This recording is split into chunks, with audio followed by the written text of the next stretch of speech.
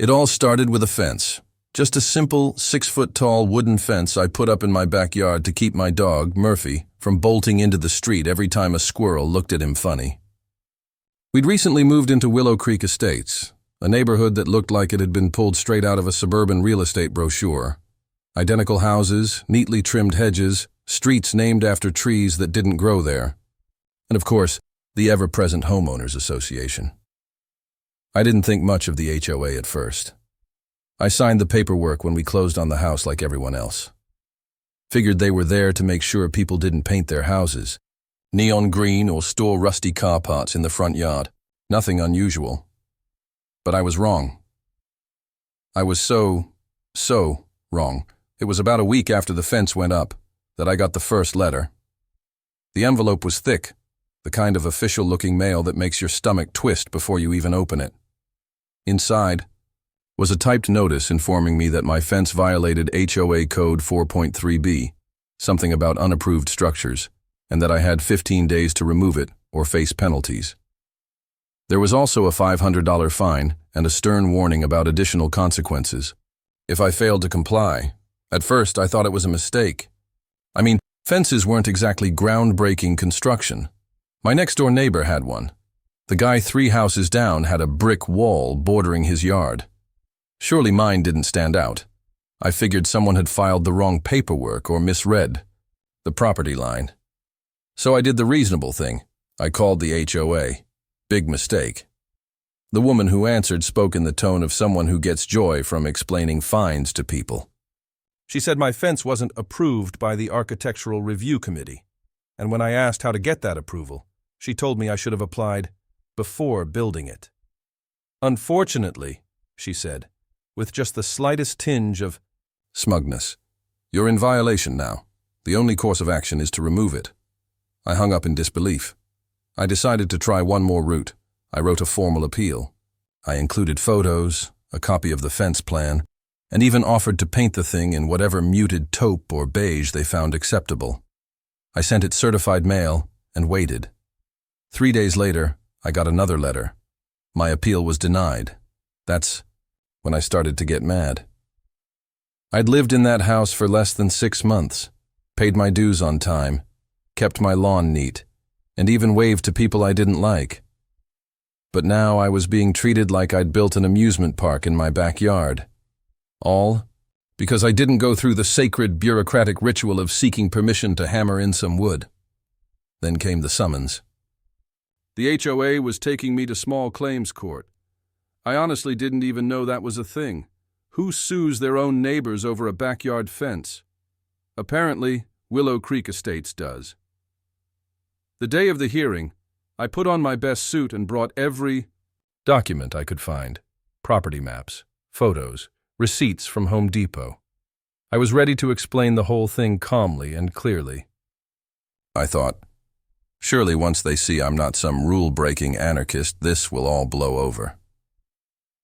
The courtroom was small and beige, much like everything in our neighborhood. The HOA had a lawyer, of course they did, and 3 board members showed up in matching polos, looking like they were headed to a golf tournament. They didn't smile. They didn't even look at me. Their lawyer stood and gave a dramatic spiel about preserving a unified neighborhood aesthetic and how my fence disrupted the sightline integrity of adjacent properties. He used phrases like non-compliance with visual standards and willful disregard of procedural norms. You'd think I was standing trial for arson, not a damn fence. When it was my turn, I tried to stay composed. I explained my reasoning, offered again to stain or modify the fence, and emphasized that I was just trying to keep my dog safe. But none of it mattered. The judge didn't even ask questions. After 10 minutes, she ruled in favor of the HOA. I had 30 days to remove the fence, pay the fine, and cover $100 to $200 in legal fees. I left the courthouse in a daze. It wasn't just about the money or the time I'd wasted. It was the principle. I'd tried to be reasonable, and they steamrolled me like I was nothing more than a line item on their enforcement spreadsheet. That night, I sat on my patio, staring at the fence that had suddenly become enemy number 1. Murphy laid at my feet, oblivious, wagging his tail like nothing had happened. I looked at him, then at the fence, then back at the house, and I felt something shift inside me. A stubbornness, a spark, the kind of petty, righteous indignation that doesn't just fade away after a drink and a good night's sleep. They wanted a fight? Fine, I'd give them one, but I wasn't going to fight on their terms. I wasn't going to write more letters or file more appeals or sit through another court date stacked in their favor. If they wanted to play hardball, I'd bring my own bat. So, while they celebrated their little victory, I started researching. Quietly, methodically. I dug into public records. I looked up zoning laws. I started connecting dots, names, and addresses, and then, one day, I found something. A little detail buried in a county database that made me sit up straight and grin like a lunatic. It turns out the HOA didn't own the land their office sat on. But soon, I would. When I discovered the HOA didn't actually own the land their office was built on, it felt like the clouds had parted and the universe had tossed me a golden opportunity wrapped in poetic justice. At first I thought it couldn't possibly be true. Surely they wouldn't be foolish enough to lease the land their entire operation stood on. But the more I dug, the clearer it became. The Homeowners Association of Willow Creek Estates was renting. It took some work to get the full story. The office itself was a squat, one-story brick building located near the entrance to the neighborhood, right off Maple Lane. It was easy to miss unless you were specifically looking for it, and most residents only went there to drop off checks or complain about the color of someone's shutters. I'd passed it 100 times without giving it a second glance, but now I was looking at it with entirely different eyes. Public land records were my first stop. It took a couple of evenings, but I eventually found the parcel number and the name of the current owner, Patricia Eldridge. I ran a few background checks and learned she lived in Oregon, thousands of miles away from our little corner of suburbia. From what I could tell, she had inherited the land as part of an estate settlement over 2 decades ago and had been leasing it to the HOA under the same contract ever since. That meant the lease was old, very old, and probably written with little to no inflation adjustment. I wouldn't be surprised if they were paying less for that space than I paid in monthly gas bills. With nothing to lose, I found a phone number and gave her a call. Patricia sounded like she was in her 70s, and when I explained who I was and why I was calling, she was more amused than annoyed. "Oh my, I didn't even know that lease was still active," she said with a laugh. "That thing's older than my grandchildren." I told her I was interested in buying the land. I didn't offer any elaborate reasons, and she didn't ask for many. She mentioned she'd been considering selling anyway, since she didn't live nearby and had no plans to do anything with it. She wasn't emotionally attached to it. She just wanted a fair deal. "I've had a couple offers over the years," she said, "but they always fizzled. Make me a good one, and we've got a deal." We negotiated for about a week. I brought in a real estate lawyer to make sure the transfer was airtight. We settled on a price that made my credit card twitch, but I knew it would be worth it. Owning that land wasn't just about turning the tables, it was about sending a message. The HOA wanted to play hardball. I was now the one holding the field. Closing the deal took about 30 days. I signed the paperwork in a local office, handed over the funds, and walked out, holding the deed to the patch of earth beneath the very building where the HOA had cooked up their lawsuit against me. The irony was so thick you could spread it on toast. I didn't say anything at first. Let them operate in blissful ignorance, I figured. I wanted the reveal to be perfect. So I waited until the paperwork was fully processed and the property was officially registered in my name. Then I drafted a letter, polite, professional, but with just enough edge to get the point across. To Willow Creek Estates HOA Board of Directors from my name, property lease, update. Dear members of the board, effective immediately, the ownership of the parcel located at parcel number, currently housing the Willow Creek Estates HOA office, has changed. I am the new legal owner of the property. Per review of the current lease agreement dated HOA year, the lease terms are considered severely outdated and are subject to renegotiation. The new monthly lease rate will be $3,500 effective in 60 days. Additionally, the lease will be reviewed for renewal at the end of the current term, with no guarantee of extension. Please direct any future correspondence to my attorney, or contact me directly to discuss terms. Warm regards. My name. I hand-delivered. It. Walked right into the office with Murphy on a leash and placed the envelope on the receptionist's desk. She didn't know what it was, but I could see the confusion on her face as she turned it over. They found out within hours. Gary, the HOA president, Gary, called me that evening. His voice was tight, like he was trying very hard not to scream. You bought the land? He asked, as if the words couldn't possibly be real. I did, I replied. It was available. I made an offer. Business transaction, nothing personal. You can't just raise the rent like that. We have a contract. An ancient one, I said. One that gives the new owner the right to renegotiate after transfer. I read it very carefully, he sputtered, literally sputtered. This is harassment. No, I said calmly. Suing me over a dog fence was harassment. This is business. The next week was a circus. The board held emergency meetings. They emailed homeowners talking about external threats to the community's leadership structure. They even had a lawyer send me a letter attempting to argue that the lease increase was unreasonable. My lawyer responded with a single sentence. Please cite the section of the contract that limits rate adjustments post-transfer. They had nothing. They realized they had no ground to stand on, legally or morally. They couldn't afford to. Real estate in the area had gotten too expensive for them to relocate easily. They also couldn't afford to keep paying their staff, printing newsletters, or hosting those absurd little decorative compliance workshops without an office. Their only choice was to sit down and talk. I made it clear I wasn't interested in destroying them. I just wanted things to be fair, reasonable, neighborly. I laid out my terms plainly. I'd be open to reducing the lease increase, but only if they dropped the fence lawsuit, refunded my legal fees, and agreed to start revising the HOA rules with actual community input. At first, Gary bristled. He called my offer extortion with extra steps. I let him vent. Then I reminded him the current lease would be void in 6 months, and I was under no obligation to renew it. He could take the deal or start looking for commercial office space and moving vans. He took the deal. Eventually, begrudgingly, I walked out of that meeting with a signed agreement and a smile so big it hurt. My fence was safe, my wallet was healed, and the people who tried to bully me into submission were now signing my lease.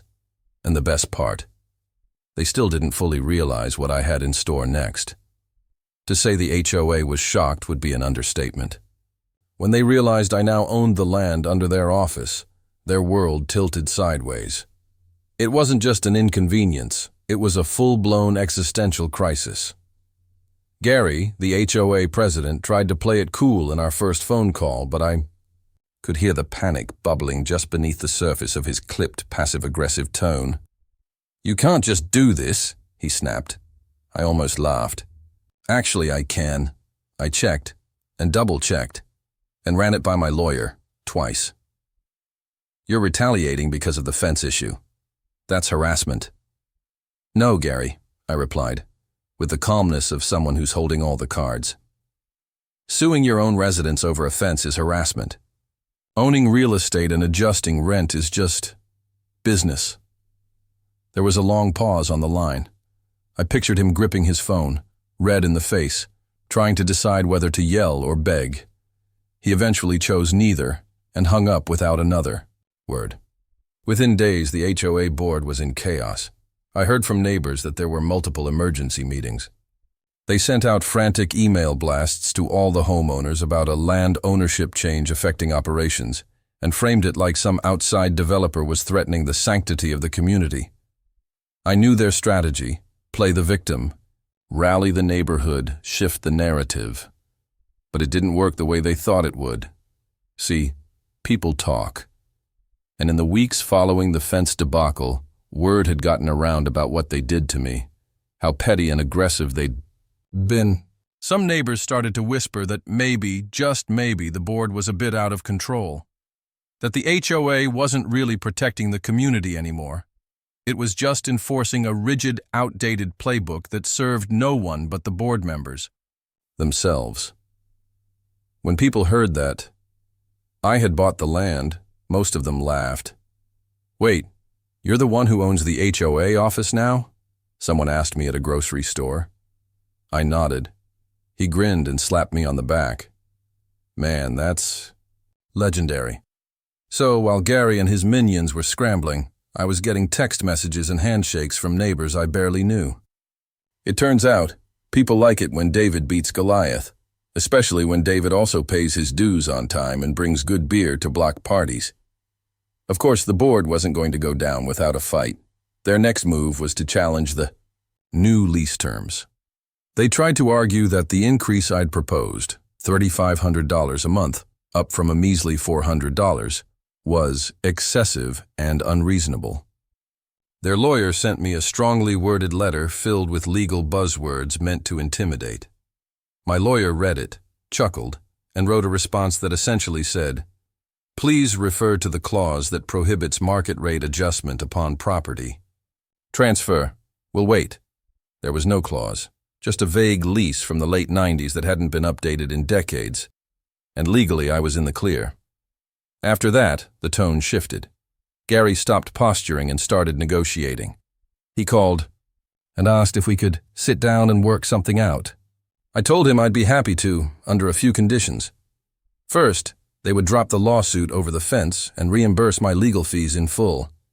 Second, they would issue a public letter of apology, not to me necessarily, but to the community, for wasting everyone's time and resources on such a ridiculous case. Third, they would open the HOA's decision-making process to public input and agree to review every single regulation in the book with a committee of actual residents, real people, not just the 4 cranky board members who'd been clinging to power for years. Gary's silence on the other end of the line lasted so long I thought he'd hung up. "You're seriously trying to dictate how we run the HOA?" he finally asked. "No," I said. "I'm giving you a chance to run it better. For once." The deal took a few more weeks to finalize, but in the end, they accepted it. They didn't have a choice. The alternative was to relocate their office. And commercial property in our area wasn't cheap. Plus, moving would have required time, logistics, permits, all things they weren't ready for.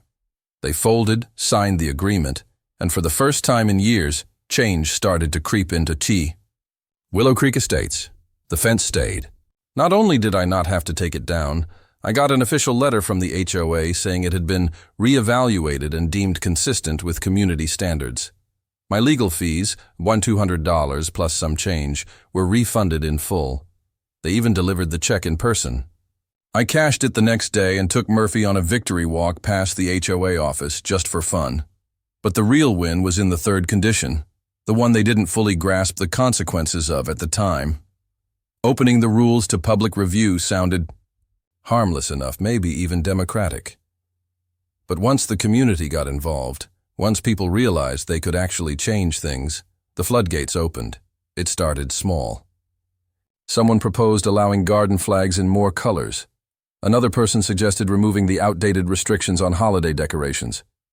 Then people started showing up to meetings, asking about real issues, like security cameras, speed bumps, and how HOA fees were actually being spent. The board was overwhelmed.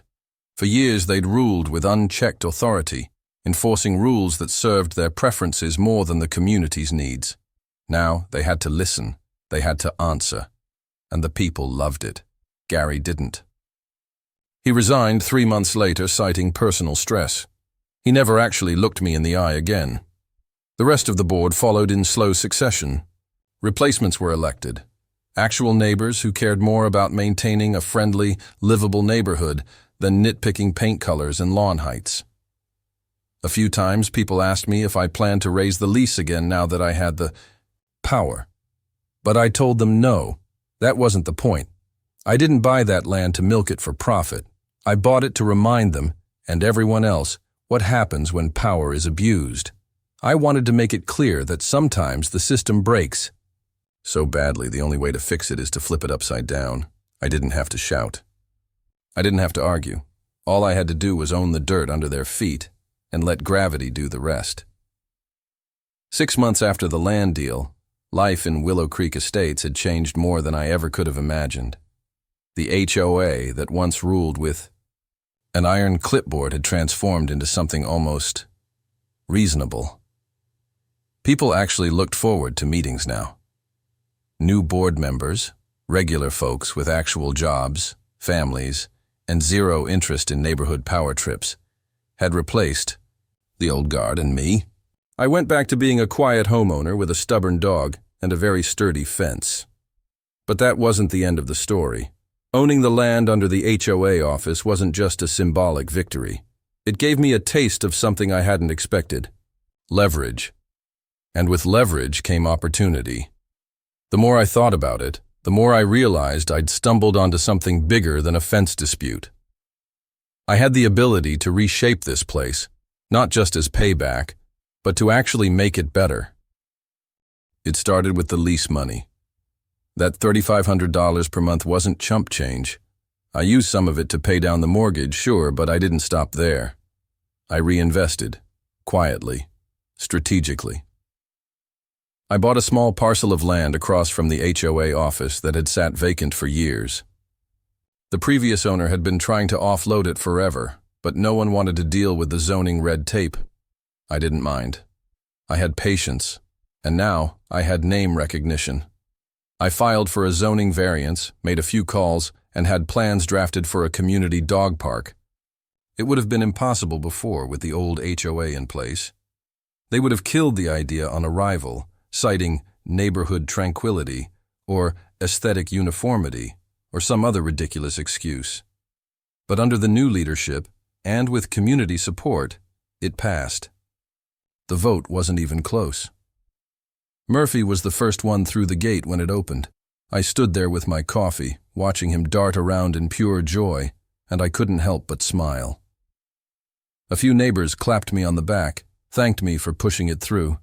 One woman even said, "I'm glad you didn't just burn it all down. You actually built something." That stuck with me. I started walking around the neighborhood more, not just with Murphy, but with purpose.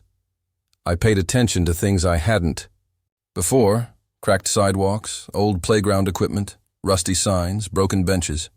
Stuff no one ever brought up at the old board meetings because it wasn't glamorous or dramatic enough. But now, the new board wanted real input. And when I showed up with ideas, they listened. That's when it happened. I was heading into the HOA office to drop off a few design mock-ups for a proposed community garden when I bumped into Jennifer, one of the new board members. She looked flustered. "Hey," she said, brushing hair out of her face. "You got a second?" "Sure. Everything okay?" She glanced around, lowered her voice. "We're being sued." I blinked. "By who?" She handed me a letter. I scanned it quickly. A group calling themselves the Willow Creek Preservation Committee had filed a lawsuit claiming the current board was illegitimate, the new policies weren't voted on properly, and that the land lease changes, including mine, were part of a conspiracy to undermine the HOA's original charter. I had to laugh. Of course. There were people who missed the old ways. "They're just bitter they lost power," I said, handing it back. "Yeah, but they're loud," Jennifer said. "And they have a lawyer. This could get messy." I could feel the heat rising in my chest again. That same feeling from when the HOA first came after me about the fence. The nerve of these people, still clinging to control, still thinking they could drag everyone backward because they didn't like how democracy turned out. "Let me help," I said. And I did. Over the next several weeks, I helped the board compile documentation, meeting minutes, community votes, financial records, emails. I brought in the same lawyer who helped me with the land deal. And when the case went to court, I sat front and center, arms crossed, watching the so-called Preservation Committee try to paint the board as rogue radicals who had hijacked the neighborhood. But it didn't work. The judge wasn't impressed. The documents were airtight. The new board had followed every rule, every procedure, and had the support of the majority. The lawsuit was dismissed with prejudice, meaning they couldn't try again. As we walked out of the courtroom, Jennifer looked at me and said, "You know, if you ever run for the board, you've got my vote." I laughed. One hostile takeover was enough for me. But the idea stuck with me. Not because I wanted power, but because I'd realized how fragile good things can be. If you don't protect them, someone will always try to drag them back into the dirt. A few months later, I did join the board, not as president, but as a regular voting member. I figured I could contribute without turning into the very thing I fought against. I helped write clearer, fairer rules. I pushed for transparency. I made sure no one ever got sued over something stupid like a fence again. We started a scholarship fund using part of the lease income from the office. Kids from the neighborhood could apply for help with books, tuition, whatever. That might not sound revolutionary, but for a place like ours, it meant everything. It turned the HOA from a force of control into a force of support. And I didn't stop there. Eventually, I bought 2 more small parcels of land near the community entrance. One became a tiny outdoor reading nook with benches and shade trees. The other became a free tool share station for residents. People could borrow lawn mowers, hedge trimmers, or snow blowers without having to buy their own. It wasn't about being flashy. It was about helping people live better. That was the whole point. Every now and then, someone asks me how it all started. How a guy with a backyard fence ended up reshaping an entire community. I usually just smile and say, it's a long story. But the truth is, it started with one bad decision by a group of people who thought power meant control instead of service. And it continued because I refused to accept that nonsense. I pushed back. I got creative. I didn't let them bully me into submission. And in the end, I didn't just win. I changed the game. The fence is still there, Murphy's favorite lookout spot. But so is the dog park, and the reading nook, and the new board, and everything else that bloomed from that one ridiculous act of pettiness turned into purpose. Turns out, the best revenge isn't revenge at all. It's ownership. It's community. It's doing something so undeniably good that even your enemies have to admit you made things better. That's how you really win.